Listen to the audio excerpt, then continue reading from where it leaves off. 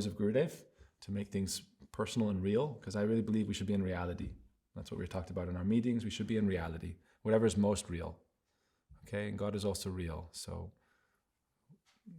we're trying to realize that. Okay, but one thing I was talking about with someone recently is just the importance and the sacredness of hearing for a healthy relationship. You know, and I was observing people not hearing each other while they're all trying to talk, you know, in a family dynamic. And everyone's complaining that no one listens to them. It's really interesting to observe. You know, for my life since the time, I want to tell a few stories of Gurudev, so it's like story time, you know, a part of some powerful imprints in my consciousness from my meetings with my Guru. But, you know, one of the first times I met my Guru, the only thing I did was actually sleep in his talks. Because I was a 9-year-old boy, and, you know, the broad back of my father or uncles, you know, or other neighbors is like, that's a great spot. You just lay down your head and sleep. Because what do you understand? You know, it's flying over. But, you know, over 27 years, 28 years, because 9 I met Gurudev, and now I'm 37. So 28 years. And then from initiation time at 10, Diksha, 27 years. Everything is present through the process of hearing. And if you want a good relationship, just to be able to sit down and hear your loved ones and then be heard by your loved ones, it's a very sacred, you could say, exchange. We say there's 6 symptoms of love. Our teachers say there's 6 symptoms of love.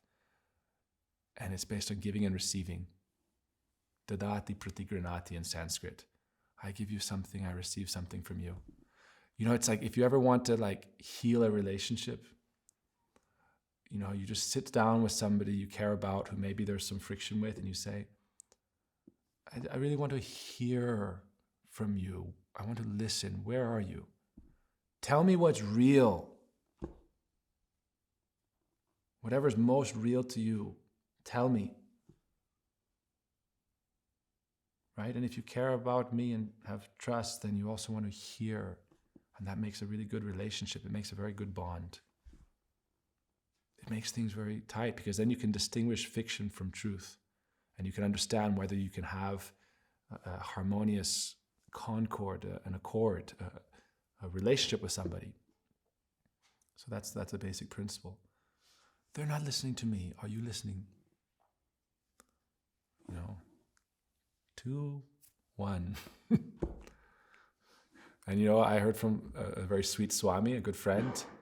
This was the first time I got this one. I was like, oh, I'm going to take that one, put that in my pocket. He said, 2 years, 1 heart. Okay? Didn't say exactly like that, but this is the idea, right? You have 2 ears. Okay, anyone has 1 ear here? But everyone has 1 heart. All right?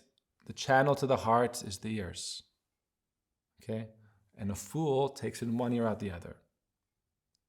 There's beautiful stories about this, but I'm going to, you know, as my friend Akendra says, Swami, sometimes he knows how to like, okay, no tangent. Pull it in. No tangent story. But a fool hears it in 1 ear out the other.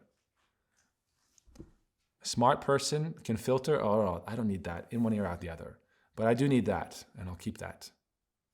So you learn to accept and reject what's favorable and unfavorable. And this is spiritual life. Yam niyam. This is favorable, this is unfavorable. No need. Yes, I need that. So 2 years. And then you can bring something into your heart. So I'm asking you, right? I want to, in the relationships I value, I want to hear from those people and get where they're at. Where are you at? What is true to you? If there's anything you want from me, if there's any way I can help, I need to hear that. But it needs to be the truth. What's most true to you, even if it's not the ultimate reality, it's the reality you're present in. Where are you now? And that's hard, it's guarded. But anyhow, this is the power of listening. This is the power of hearing. So that's why when I go somewhere, you know, I try to set an intention. I'll probably do this more vocally, but just to let people calm down our minds. This is the secret of meditation. You can chant bogus, fake mantras, but if you just focus on the words and distill out all the distraction, you can achieve peace for some time. And there's billion-dollar brands based on fake mantras. Like, actually, there's multi-billion-dollar mindfulness industries based on fake mantras. But if you just chant these mantras and still your damned restless mind for a moment, slow down that, the quantum spirituality, the neurons are firing. Stop and hear. Simple. Breathe. Meditate. Over the course of our stories, I want to talk about the value of Buddhism and what the Buddha taught as Krishna. Krishna came and taught as Buddha also. But what did he teach? He taught meditation and stillness and emptiness. So I want to start with that and then we'll run forward, okay? Be shanti. Instead of being a goldfish and sampling 20 reels and 50 TikToks, just savor a bite and another bite and eat through the ears so that you can nourish the seed in your heart. That is spirituality, spiritual discourse, okay? And talking about seed, then we can go to, I want to just share two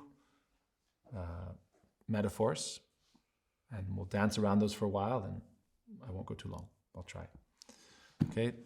One metaphor I want to talk about is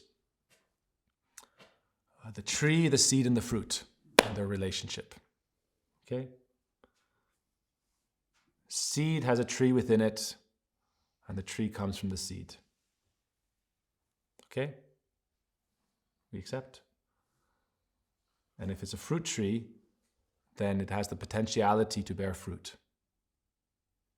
And the seed and the tree and the fruit are as if one. They're one organism. Om. All right, now this is my yoga teacher yoga class. People get mad at me for doing Om. They're like, you're supposed to be a Hare Krishna. Why do you say Om? I said, because I'm not your follower. I'm my guru's follower. And I get to say our words and our symbols, okay? And help us understand the symbols. All right, so can we do it? Still the mind, right? This is the goal of celibacy, to learn to still the mind, to be chaste. For an hour, I can be chaste and I can focus. So, let's do it, okay? I want to hear from you. Let's do it. Come on, have fun.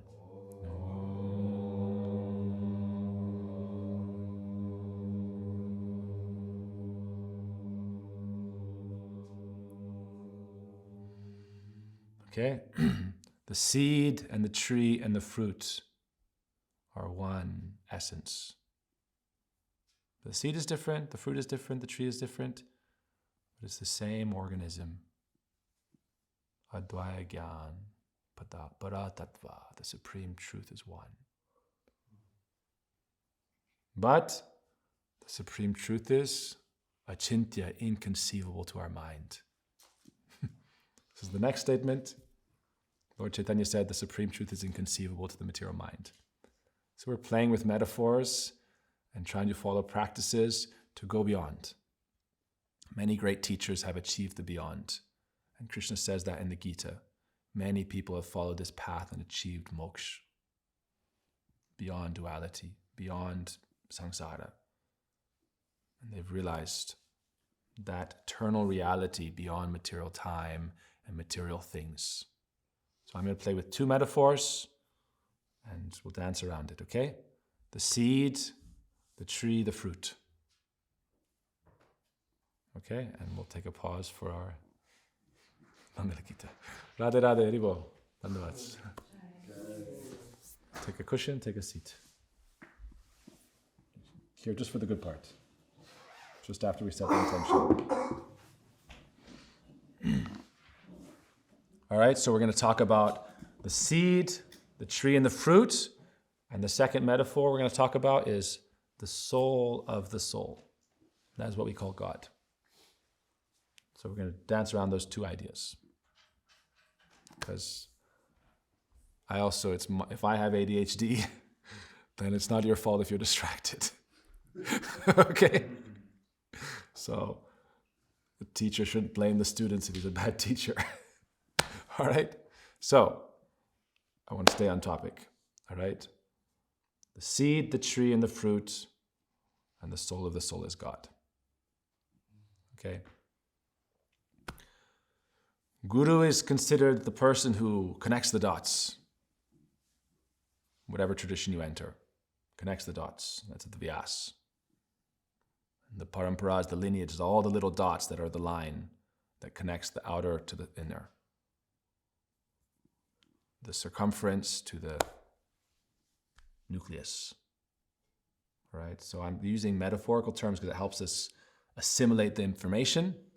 But we've been talking about this quantum spiritual realm that is the inner chamber of the heart.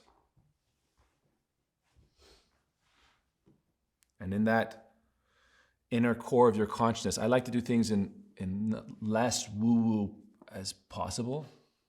So to try to make it sound logical so that our Western minds can perhaps accept something. All right? So if you think of yourself as consciousness, don't worry about thinking of yourself as the soul, but okay, do we accept consciousness? Our Western philosophers say, yes, consciousness we accept. René Descartes, who knows his mantra? His seed idea, right? His Newton, apple hitting his head and gravity. What was René Descartes' seed idea, Deva? I am. No. I think therefore I am. Correct. What? You're wrong. What did he say? What's the actual words used? Cogito ergo sum. I think, therefore I am. Half equation is no equation. Okay? But good. No problem. We'll give him good marks. Anyhow, we accept, right? We accept consciousness.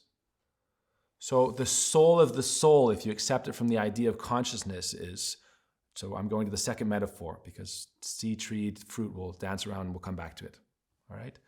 But if you think of the soul as of the soul in terms of consciousness, consciousness has awareness. Do we accept? What you are aware of is what you are conscious of. That becomes your reality.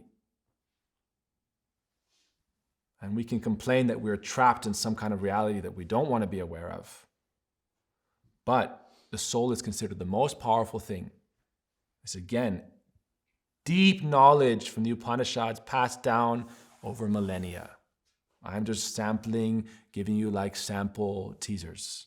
This is not my knowledge. Right? So, the Upanishad says that whatever you are most aware of, that becomes your reality.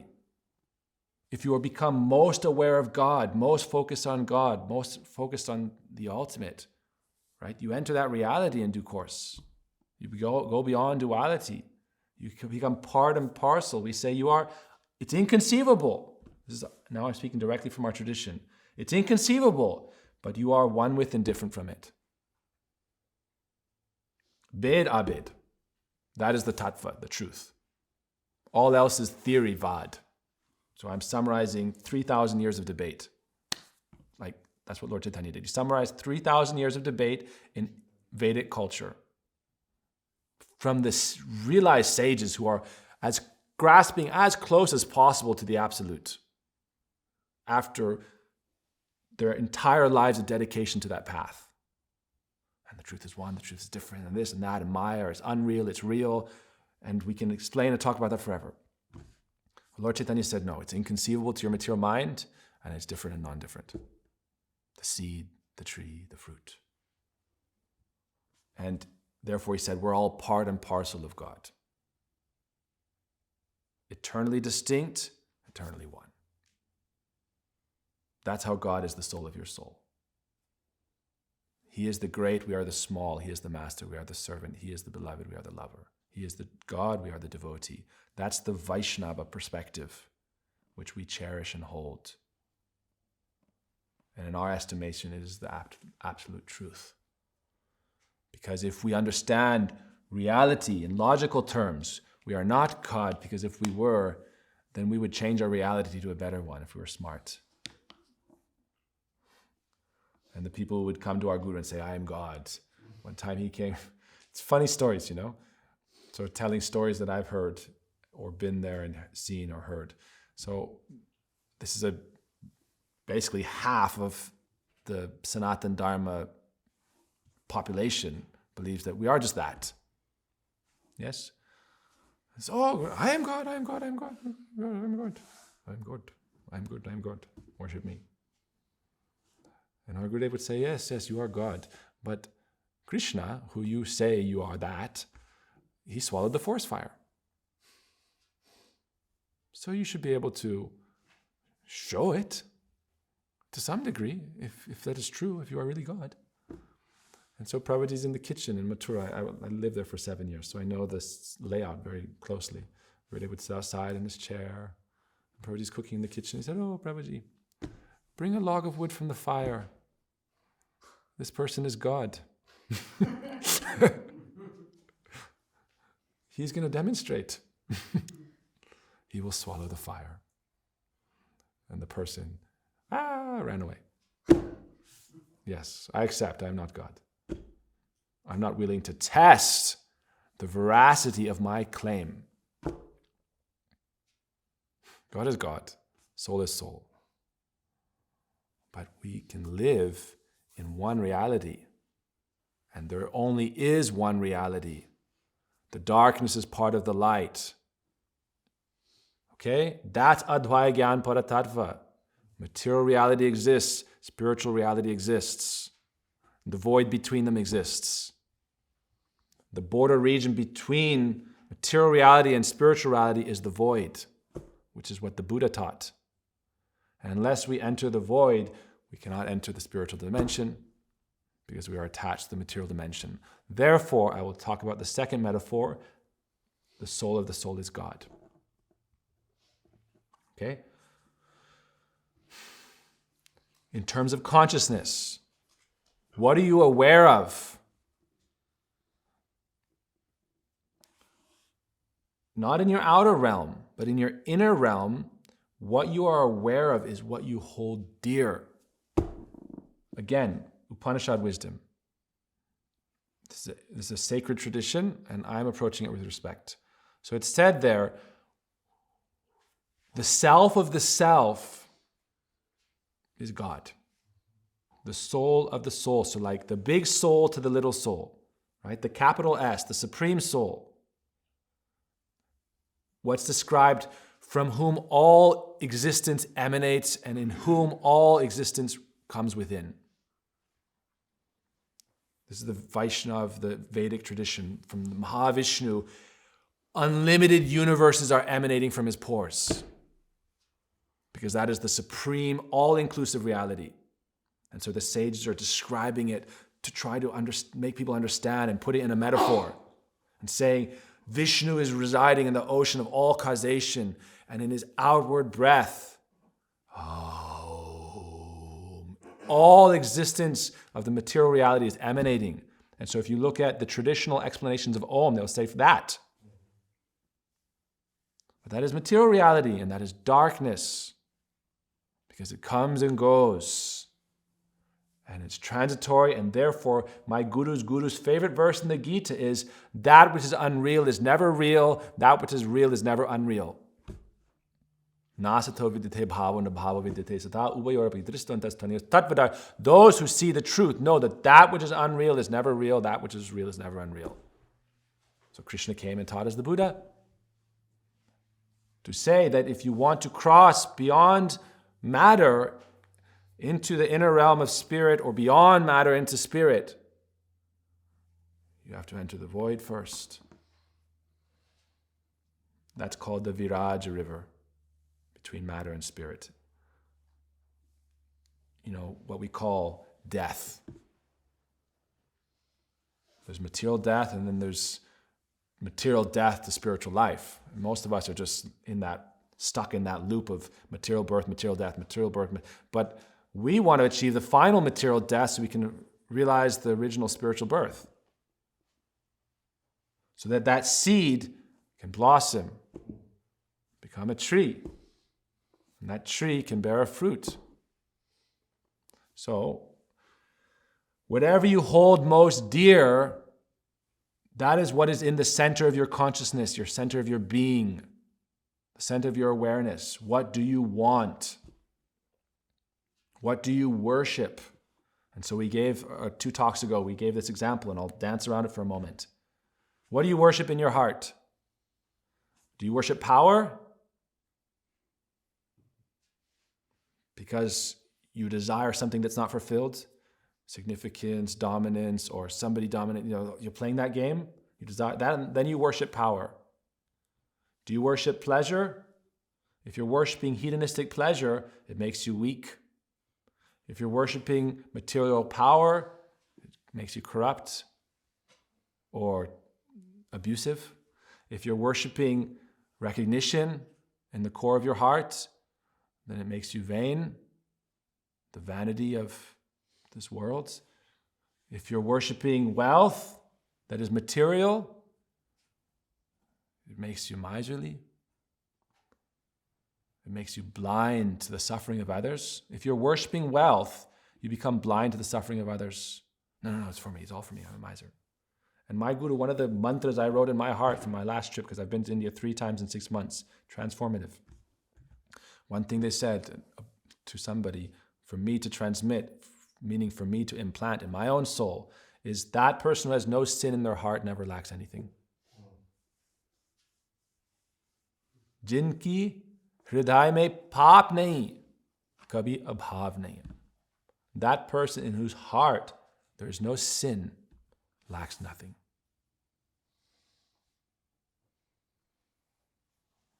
So are we worshiping, this? Why do the Abrahamic traditions tell you, don't perform idolatry? Because if you worship anything but God, then you remain in matter. Bhut. You remain a bhuta, a ghost in matter, in the 5 bhutas, the 5 different material elements. So what are we worshiping in the core of our heart? I'm worshiping God. No, you're worshiping pleasure in the name of God. I'm worshiping God. No, I'm worshiping power in the name of God. I'm worshiping God. No, you're worshiping recognition in the name of God. You want to be a religious leader so that you are recognized and you achieve wealth and you achieve power and position and pleasure. So you're worshiping power and pleasure and recognition and wealth, not God. It's idolatry. So the Vedanta teaches that the self is most dear, and we have to accept that position. The only thing that is more dear than the self is the self of the self, the soul of the soul. What is God? The capital soul to the little soul. We talked about flowers also. There are many flowers in the tree of being. Every soul is a little flower in the tree of being. And another thing that I wrote in my heart recently, a friend sent me, a great lecture, that's just like 7-minute lecture snippet of Bhaktivedanta Swami Prabhupada. And he said, as soon as you rid your heart of jealousy, you're in the spiritual world. It's a painful one, right? But he said we are jealous of God. So we're in material world trying to be baby gods. And he says if you can, wash that out of your heart through your spiritual evolution, through kindness and grace, through the moon energy we've talked about, it's very gentle. But when you wash that out of your heart, you can be in the spiritual reality of God within your heart. You don't have to, even when you are in this world, you cannot be in this world. And that's what Krishna also teaches in the Gita. He says, be a lotus with the stem and the roots in the mud, but above the water untouched. You see a lotus? The beautiful asana is there, Padmasana. The Padmasana of the lotus is the beautiful green seat upon the water. And above that is the lotus, that is the soul. And I'm still dirty, I'm still muddy. We talked about caterpillar, butterfly metaphors. No problem, it's fine. But our attempts is to offer the highest, to worship the highest, the ultimate. And why I'm giving this metaphor is to help us understand that it is not outer, but it is inside. It is not a separate reality from you. It is the most essential reality of you. So I'm going to offer one little meditation. There's a beautiful song by Guru Nanak Ji. And someone shared that with me, and it's very beautiful. And I'm going to give you the essence of the song, because I was given the task to memorize it and to be able to sing it. And if I don't, then I'll get in trouble. So the essence of the song is very beautiful. Guru Nanak Ji in front of Lord Jagannath, who's seeing Lord Jagannath as the manifestation of God within the universe, who is the God of all existence, Jagannath, the Lord of all the universe. And he has appeared before his vision. And he's saying, you are Jagannath, the Lord of the universe. And he is saying, Kaise Arati, Kaise Arati. O Lord of the universe, how will I offer you Arati? How will I offer you Arati when, what do we do in Arati? So he gives two metaphors, which are real, the real thing. He said in Arati, in Hindu culture, we offer incense. And then we offer a lamp. So Guru Nanak Ji is saying, oh Jagannath, Lord of the universe, how can I do your Arati? I am offering you one stick of incense. And the earth is offering you every flower of every season. And you know, earth, if you look at Mother Earth, all the seasons are manifesting at different times in different parts. So you go to Australia right now, like plumerias are blooming everywhere in Perth where we were. I don't see any here, because Mother Earth is offering those over there and something else over here and something else over here, frankincense there, oud there, saffron there. You go to, the mountains of Nepal. You find flowers there. Mother Earth is offering you every fragrance at every moment, because she is eternally in spring somewhere. Oh Lord, what arati can I offer you? My incense is very meager. Oh Lord, what arati can I offer you when all the stars and all creation are circumambulating you, the center of all existence? I am offering you one lamp.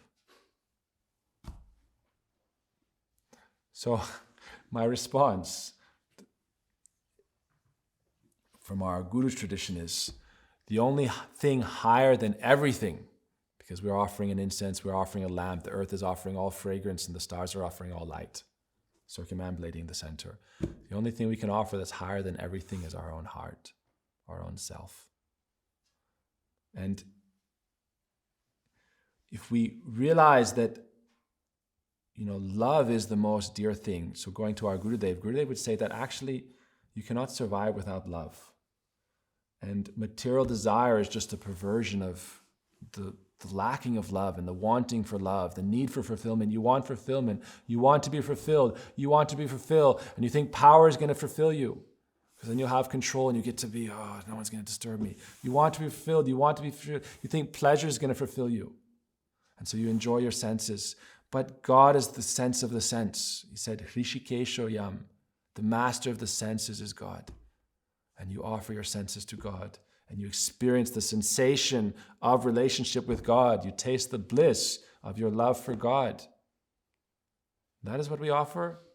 And we can talk about that in so many stories. Bali Maharaj, in the Bhagavatam, he achieved sovereignty of the universe. This is one of our most famous stories. He achieved sovereignty of the universe, defeated the demigods. He was the ruler of the 14 planetary systems. And then the Lord came in a humble dwarf form. It's a very beautiful story. He came as a little boy. And he came, and Bali Maharaj was righteous. He was charitable. So he would give charity. And Bali Maharaj, Vaman came to his, when he was giving charity, like once a week or something, or some people once a day, you give charity. And most people, they cannot think beyond their little pond, beyond their little well. So they say, can you give me a beautiful wife? Yes. Can you give me a beautiful husband? Yes. Can you give me a house? Yes. Can you give me a village? Yes. How big can you think? Do you want a planet? I rule the whole universe. This is our story, okay? I rule the whole universe. If you want a planet, I can give it. Take. How many planets are there in existence? If this universe, not all universes, this universe. How many? Many. Many. You want a planet, I can give you. People can't. You want a planet? Can you manage it? You can't even manage your own house. So he's giving charity and giving charity, and he's very happy. He has everything, but is it his or is it God's? But now it's his turn to be in charge, so he was in charge. So Vamandev comes and says, "Dear king," because he's invited up, one by one, everyone's receiving charity. So Vamandev, God comes in this form of Vamana, and he's a little boy, very small, like what we call a dwarf, right? The original dwarf, one of the incarnations of Vishnu. In Western culture, they make fun of these incarnations because they don't understand the essence. Hindu culture, they also don't believe in these because they don't understand the essence. God cannot appear in a form as he desires.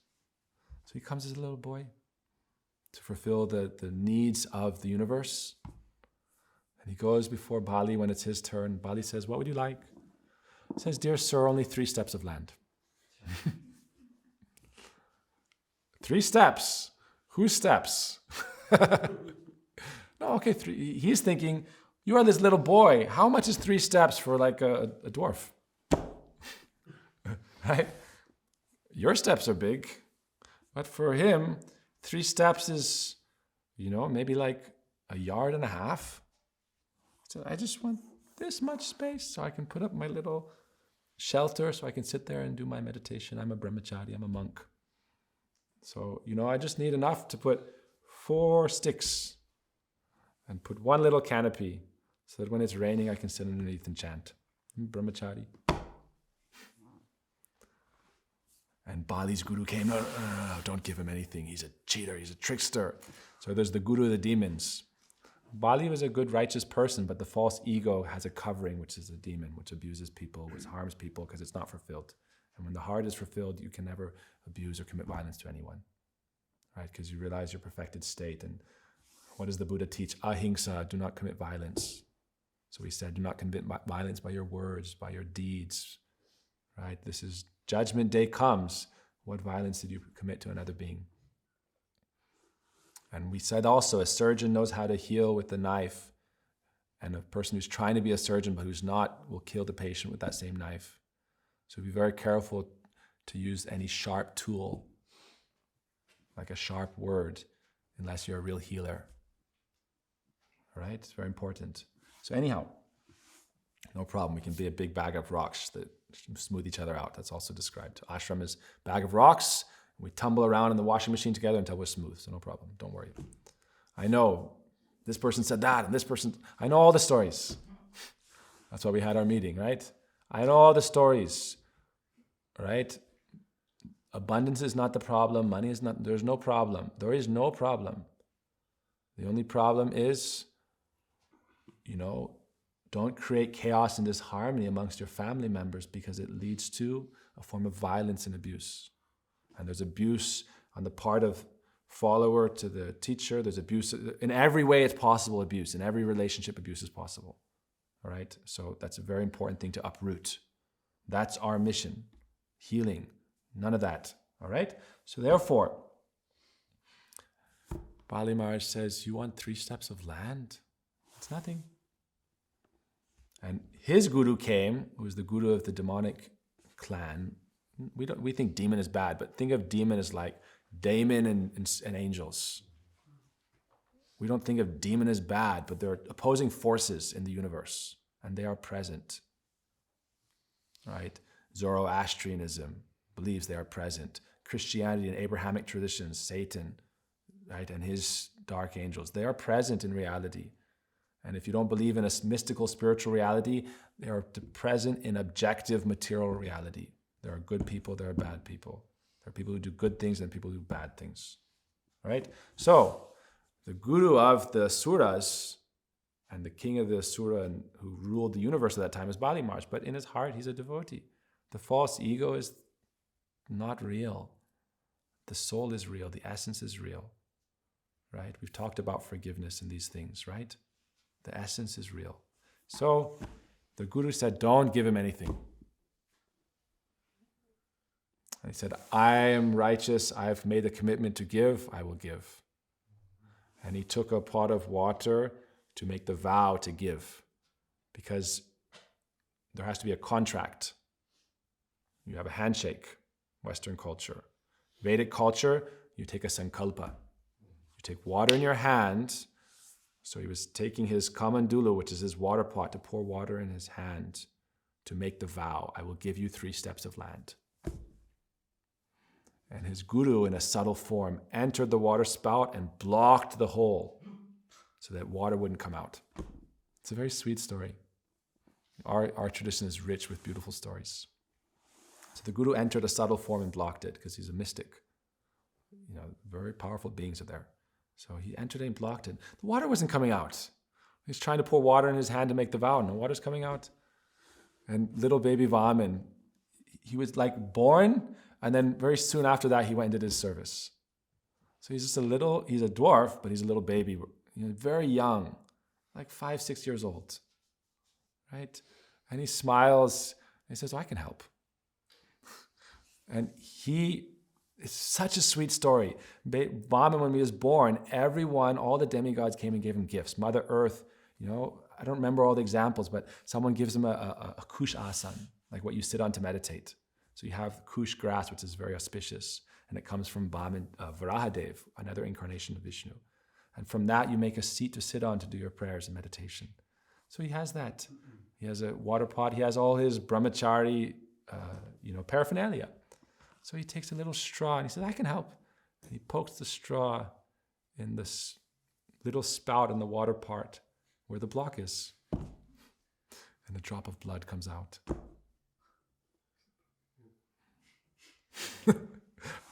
And then Sukracharya leaves. The spirit, his little mystic spirit forms. No, okay, I'll come out. He's defeated by God in a very simple, funny way. He's also an important part of the universe. And he's also a very enlightened being. For example, one of the days of the week, which is connected to one of the planets in our solar system, is Sukracharya. Which day? Friday. Correct. Okay. So he's an important being and we respect him. He's very powerful. And the Suric race, by their devotion and connection and faith in him, is very powerful. And sometimes they restore balance as well by the will of God. But in this example, Vishnu came to restore balance through his way. And so a drop of blood came out and Sukracharya submitted to God. Okay, Lord, what can I do? And Bali took the vow and put the water in his hand. Said, I will give you 3 steps of land, and poured the water on the earth. The next moment, this little baby dwarf took on the form of the universal form of the Lord. And from that planet, which is in the subterranean realm, Sutala Loka, just below the earth, it's a very beautiful understanding, You can plug in all these different conspiracy theories and just in the subterranean realm where he was visiting. It's a subterranean heavenly planet. If you hear from the people who've visited one of the 7 lower planetary systems, below Earth there's a heavenly realm, which is the subterranean heavenly planet where Bali was present. And when they conquer the demigods, then they go to the astral Swarga. And so sometimes he is there, sometimes I don't know which vacation spot he was in. But it's said like that. It said the Hawaiian Islands were the vacation spots for Ravan. Yeah. Beautiful paradise, right? All these places, they're used. So there's the subterranean heavenly planet, and then there's the Swarga, which is the heavenly planet where people still recognize the existence of God. So in the astral plane of the angels, the demigods, they are enjoying and they are administering the universe. But they recognize God. And actually, you know who they worship there? This is a very interesting thing I learned from our friend Haladar. Very interesting. Really, it's a very interesting thing. Honor to him. He's a great purohit, great yagya performer. So, he said, the demons and the demigods agree on one thing. They both worship Vamandev, this dwarf form of God. And it's true, and I'll explain that. I'll mention it really quickly and then come back to the story. In Swarga, which is the astral realm of the angels who recognize God and who serve God, even if they're not in the spiritual reality, they're still, in this realm of matter and ether. But every day they worship Vamandev. And he's actually the younger brother of Indra, who is the king of the demigods, the king angel in material reality. Buddhism also believes this. So Indra, his younger brother is Upendra. You're Ekendra. So there's Ekendra, who is God, one without a second, the one king. But that one king took on the form of the little brother of Indra so that Indra also got to be king. Because, we're in this world to fulfill our destiny. And how can we go to the higher unless we realize the lower? And if you're king of heaven for long enough and you're still not fulfilled, this is also our Vedic culture. 3:10 Bhagavad Gita, Krishna says, do yagya and enjoy. Saha yagya prajashristva. I've given you yagya, which means penance or sacrifice. Through that, you can enjoy whatever you desire. So you can become king of heaven, no problem, and enjoy it for a very long time.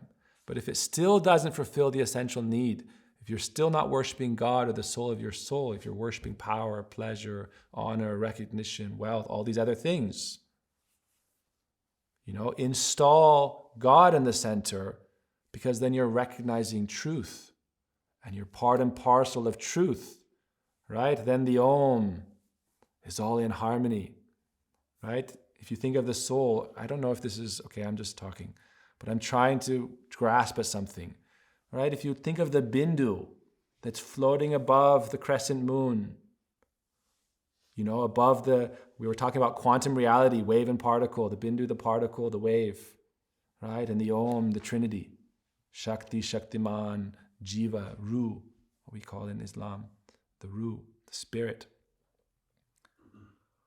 Why should I, as a little particle, be separate from that spiritual reality of pure bliss, which is God? God is pure bliss, Anandamoy. And we talked about Guru as being the giver of bliss to God. What a high recognition. And that is our aspiration, to give happiness to God, because He is happiness personified. We are receiving His infinite happiness. We are offering a candle of happiness to Him. What arati can you offer Him? What happiness can you offer God? But you can offer an incense, a flower, and a lamp. And the earth is offering all her fragrance, and the stars are offering all their light. So I can try to offer one drop of happiness to God and exist with Him, be the bindu over the crescent moon, right? Over the wave, right? You have the ocean, you have the moon, and you have the soul, and you have God. And in the chamber of your heart, if you worship that, no, God, I worship you. That is the essence of the Bhakti tradition. You don't worship God for power, recognition, pleasure, wealth. You worship God for God. Ahaituki, there is no cause. Apratiyata, it is spontaneous. I love you. I spoke this in Perth.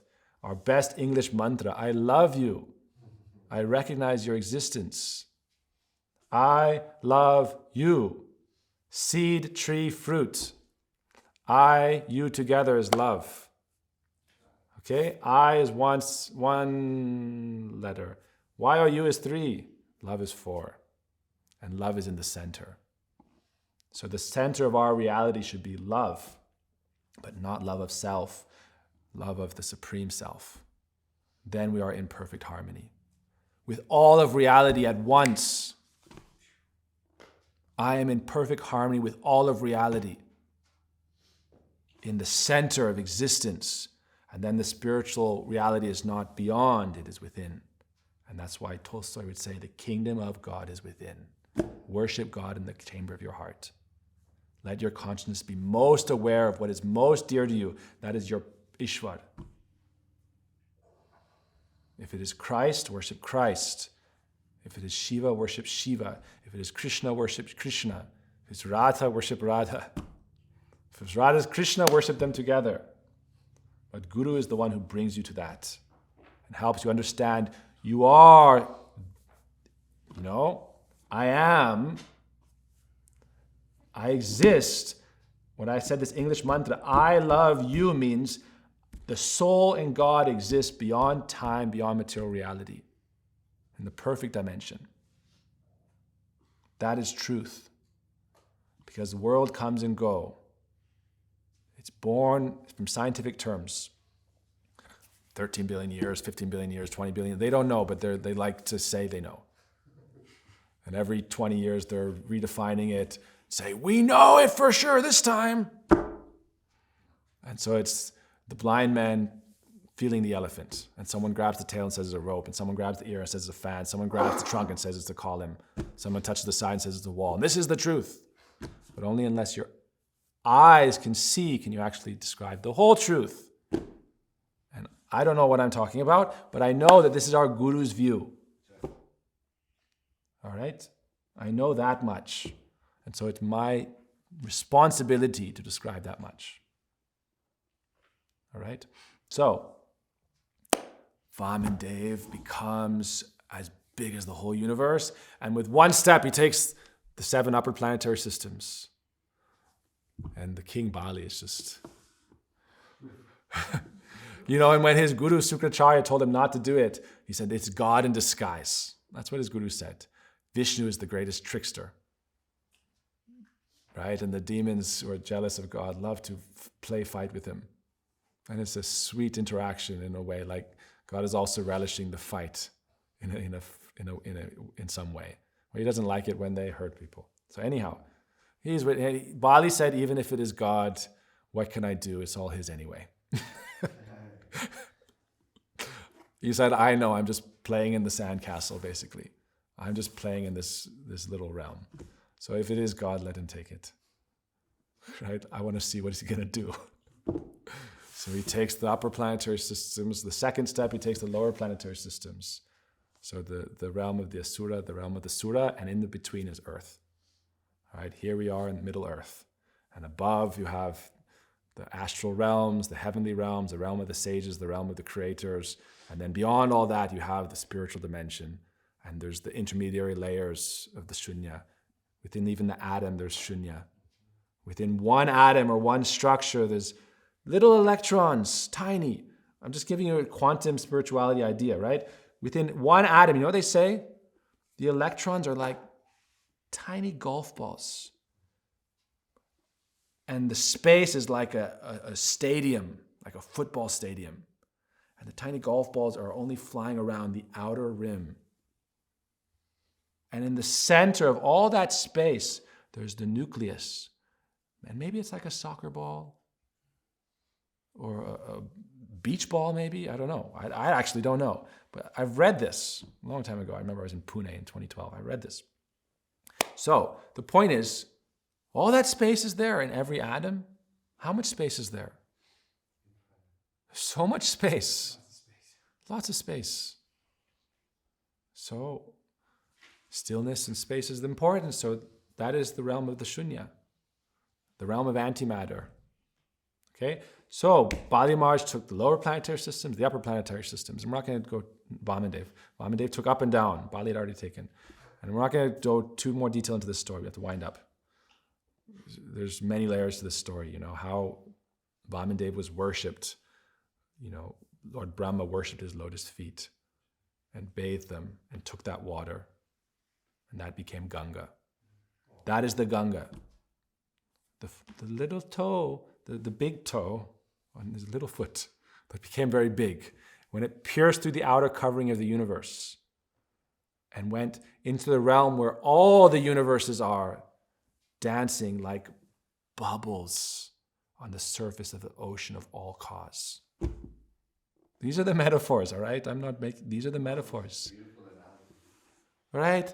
When the big toe of the little foot of the big Vamandev, which became so big, when it pierced through the covering of the universe, there's 8 coverings earth covering, water, fire, air, ether, mind, intelligence, ego. Each one is 10 times thicker than the previous, and that's the covering of the universe. But God is great, and so he just popped out.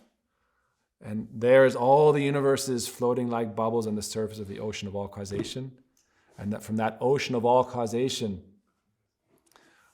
like a few drops of water are coming, right? They're dripping through his toe into this material realm. Really, that's how it's described, right? You have to grasp the essence of these things. But this is how you remember them. Beautiful, vivid imagery.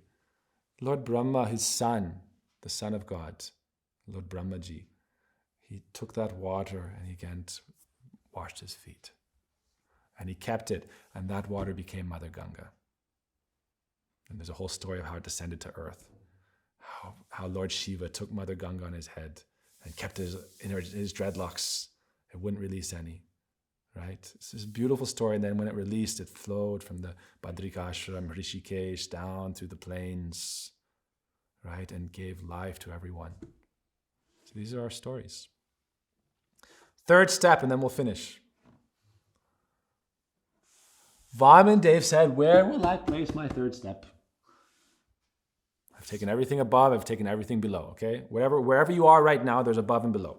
I'm here, there's above and below. One step, I took everything above. One step, I took everything below.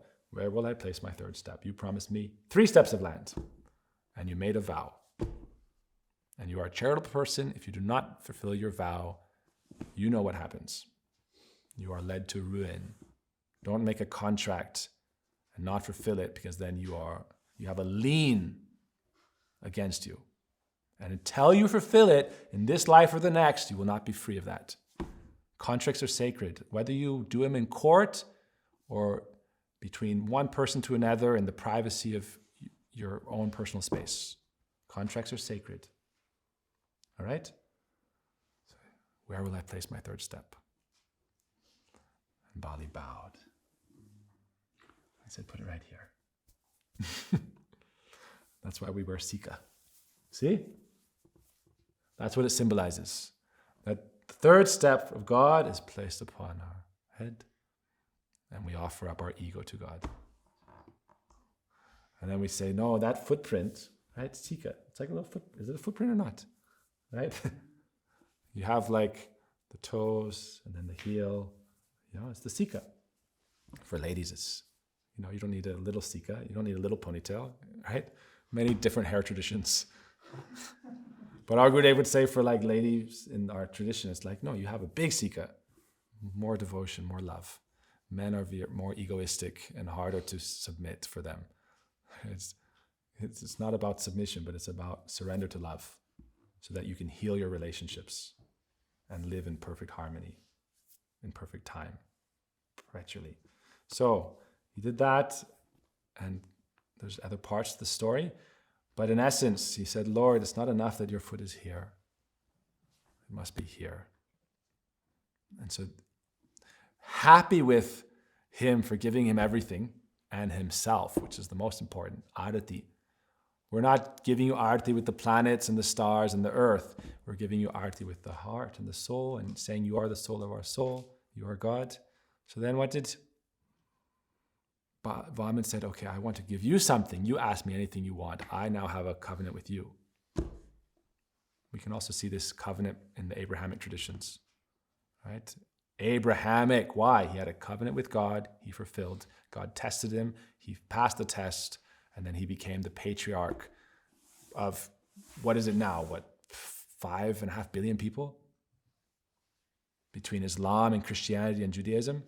He's the patriarch of the 3 branches. The Trinity, their own. He's the patriarch. Why? He fulfilled his covenant with God and he was blessed. And he became the daddy. All right? So Bali Maharaj fulfilled his covenant with God and he gave God back everything that was already his. Right? But you know what happens when that? Everything of the Father's is the Son's. But if the Son tries to steal it from the Father, he separates himself from the Father, and therefore the Bible tells the story of the prodigal son. No, Dad, it's yours. No, son, it's yours. And then you're fighting back and forth. If you have a trusting, healing, whole, healthy relationship, the Father can give you everything, and he has trust in you to properly utilize it and to not abuse any of it. So it becomes like that. So Vamandev said, now I have a contract with you. I will give whatever you ask. So you know what Bali said? Wherever I am present, I want to see you. So if I'm in my room, you must be in the door. Be above the door. So whenever I go out, I see you. Whenever I come in, I see you. We talked about timelines. Whenever I go into temporary timelines, I see you. Whenever I come back to my eternal timeline, I see you. We did this last night, and we'll talk about more. Nitya Lila and Naimatika Lila. I want to see you everywhere. And Krishna says, 6:30 Gita, those who see me everywhere and everything in me are never lost to me, I'm never lost to them. You are my soul. Gurudeva Tatma, you are my life and soul. You are my Ek Atma, Tadatmata. You achieve that perfect symbiosis. Right? You understand? You achieve that perfection of, if you don't want to think of it all within one atom, then think of it as one atom fusing with another atom, and another one, and it becomes a molecule. All reality is formed from essential structures. So what is the essential structure of your soul? That is what we are describing. So therefore, for the Asuras, Vaman is present and worshipped. And for the Suras, Vaman is present and worshipped. They agree on it. So whenever they have contractual disputes, they say, anyhow, we all worship the same thing. We just do it for different reasons. But we're all subservient to God. Right? So, we'll continue another time. I want to tell some stories of Gurudev and some stories. I met my sannyas guru in India. It was very sweet. In his ashram, he has a very beautiful little ashram. My sannyas guru is now 97. And he's just sitting, right now, he's just sitting in his ashram chanting. Very peaceful. And there's many monks there. And it's a very beautiful hidden little ashram. I was going on a walk and I found like two sannyasis in this far off place. And they're like, oh, I know you. You're the sannyas disciple of my guru. Come see him. And I thought he was in Govardhan. I wanted to see him in my heart. I was like, I want to go see him. Right? So I found my way there. Very mystical little ashram. So I want to tell that story next time, tonight or tomorrow, as you like. And I want to tell a couple stories of Gurudev. But stories are important, but my stories are for me. I'm trying to give something for you. All right? So that's why I'm speaking in metaphor and analogy and simile and trying to paint a picture of a reality that we understand as real. Right? When Bali Maharaj offered his heart to the Lord, he was always blissful. I talk about that as perfect home life. The perfect home life is in the heart, and whatever you hold most dear is in your heart. And the Vaishnava tradition says what you should hold most dear is God without condition. The uninterrupted flow of devotion from the river to the sea, from the candle to the sun. It's God consciousness. And from that central position, everything manifests. And you are not attached to anything. Of the world, not in the world. Right? Korpremanandi, Hari Hari Bol. Vanchikalpadrubhasya kripasamidhancha. Patitanam pavanebhyo, Vaishnavibhyo, namo namaha. Thank you for your time and patience. We did it. No TikTok, no Instagram. All right? It's a good tapasya. It's a good practice just to sit and hear.